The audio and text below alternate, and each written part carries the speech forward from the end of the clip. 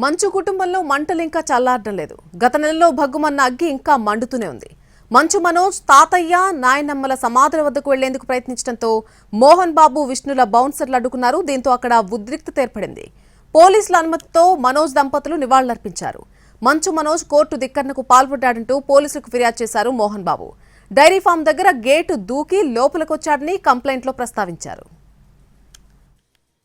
మంచు మోహన్ బాబు కుటుంబంలో గొడవలు ఇప్పట్లో సద్దుమణిగేలా కనిపించడం లేదు. అటు మోహన్ బాబు, విష్ణు, ఇటు మనోజ్ ఎవ్వరూ తగ్గటం లేదు. తాజాగా తిరుపతిలోని మోహన్ బాబు యూనివర్సిటీ వద్ద మరోసారి ఉద్రిక్తత చోటు చేసుకుంది.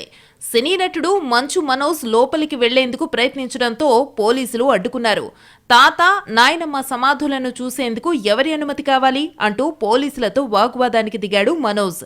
యూనివర్సిటీలోకి వెళ్లేందుకు అనుమతి లేదని, కోర్టు ఆర్డర్స్ ఉన్నాయని పోలీసులు చెప్పారు. తాత, నాయనమ్మల సమాధుల వద్దకు వెళ్లొద్దని కోర్టు ఆర్డర్లో లేదని, తాను చిన్నప్పటి నుంచి ఇక్కడికి వస్తున్నానని మనోజ్ పోలీసులకు చెప్పారు. తనను ఎందుకు అడ్డుకుంటున్నారని ప్రశ్నించాడు. దీనిపై ఘర్షణ పడే ఉద్దేశం లేదని పోలీసులకు చెప్పాడు మనోజ్.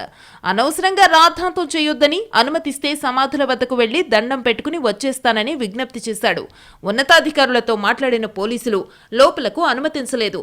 పోలీసులు అనుమతించకపోవడంతో పోలీసుల తీరుపై మనోజ్ మండిపడ్డాడు. గేట్లు తీయండి అంటూ బెగ్గరగా కేకలు వేశాడు. కాలేజీ ముందున్న దుకాణదారులను తీవ్ర ఇబ్బందులకు గురిచేస్తున్నారని మండిపడ్డారు. అవ్వాతాతల సమాధుల వద్దకు వెళ్లేందుకు వీలైతే జిల్లా ఎస్పీ దగ్గరకు వెళ్తానని మనోజ్ చెప్పాడు. మనోజ్, విష్ణు బౌన్సర్ల మధ్య తోపులాట జరిగింది. అక్కడే ఉన్న పోలీసులు పరిస్థితిని అదుపు చేయడంతో పరిస్థితి అదుపులోకొచ్చింది.